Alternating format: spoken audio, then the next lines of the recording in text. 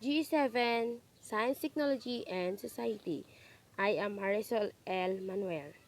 I'll be discuss about Lesson 4 When Technology and Humanity Cross. According to Albert Einstein, it has become appallingly obvious that our technology has exceeded our humanity. Technology keeps progressing due to the changing time environment and also to the ever progressing mind of mankind. It would not be possible for all this technological advancement to exist if it were not for the brilliance, creativeness, and power of the mind.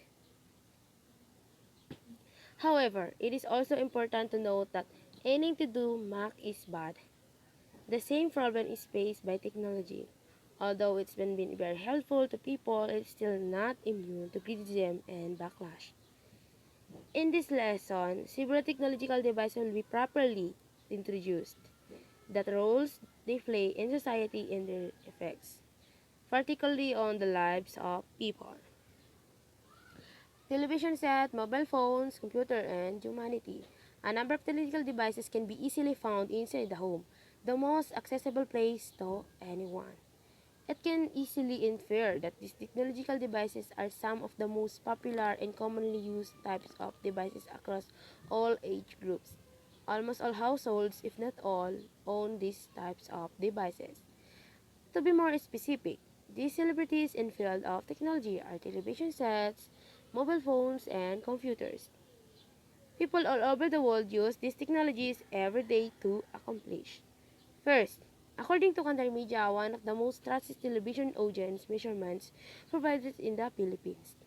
92% of the urban homes own at least one television set.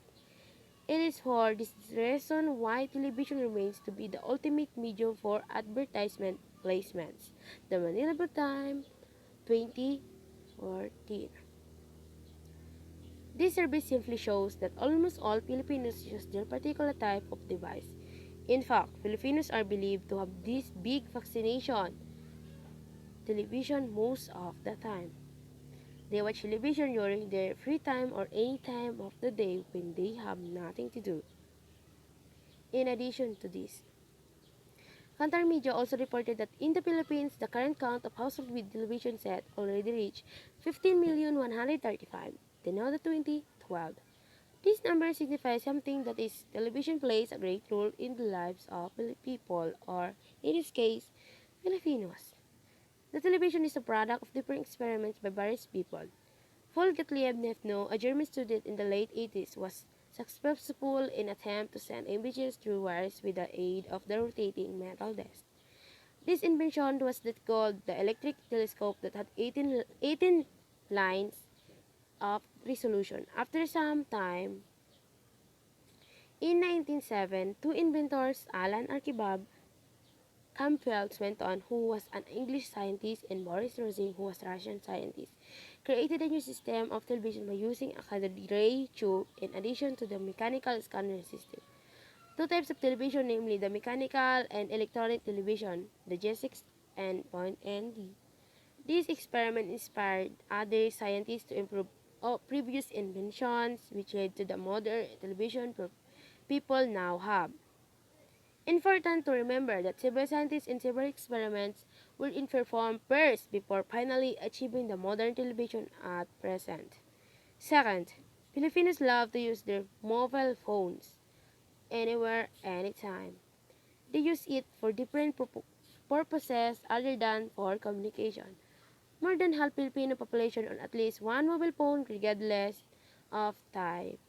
In 2010, global research agency Sinovate conducted a survey and declared 67% product ownership in the country. In fact, it was also claimed that mobile phones are considered a must-have among young Filipinos. ABCB News 2010.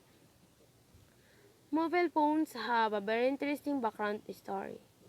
On April 3, 1973, Martin Kaffer, a senior engineer of Motorola, made the world's first mobile phone call. He called their rival communication company and properly informed them that he was making a call from a mobile game. Lastly, computer and laptops have also become part of them. many of the Filipino households. There are some Filipino families who own more than more than one computer or laptop, while some own at least one computer or laptop. However, the number of the computers or laptops sold per year may not be as high as the number of mobile phones, television sets. This is because of the relatively higher cost of computer and laptops. While it is true that almost all Filipino families own at least one computer or laptop. In fact, most of the profits gained by computer and laptop manufacture come from offices, business, or a school where such devices have part of their necessities. Just like television sets and or mobile phones, computer and laptops also have a long background history of trial and errors. It was Charles Babbage, a 19th century English mathematician professor, who designed the analytical engine which was used as a basic framework to the computer even until the present time. Generally, computer can be classified into three generations. Each generation of the computer was used for a certain period and each gave people a new improved version of the previous states and point ND. Laptops have been available to the public for event less time than personal computers. Before, the first design of computer was so big that it could occupy whole floors of buildings. It was not long before people started dreaming that they could bring their devices to any place they wished. They hoped that someday it will be possible for these devices to be portable. It was believed that the transition from a personal computer to a laptop was only a matter of design. An only matter of design and improvements and little deviation in April 1981. It was called the Obscon 1, the Orfano 2011. From that moment on, the evolution of laptops continued until the present time where various designs and models are already available. So, this is my topic for today. Thank you po, ma'am.